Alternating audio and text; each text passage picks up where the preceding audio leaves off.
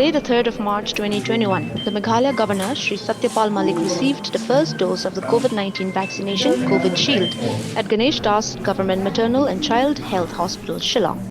Speaking to the media, Shri Satya Malik said he felt proud to have vaccination made in India, and he also said that all people should take the vaccination without any fear or doubt.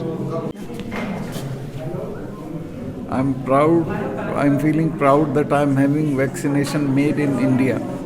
And our scientists have done wonderful job. We are giving it to several other countries, and I'm feeling very safe after this.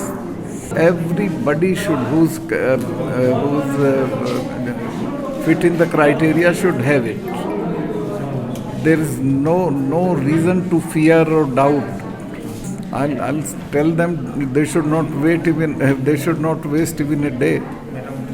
Come and according to your number and have it. I was very much afraid of seeing the size of the needle, but when it went off very well, I could not feel something has happened to me. The staff is very efficient, all these people are very courteous and nice, and I'm feeling good.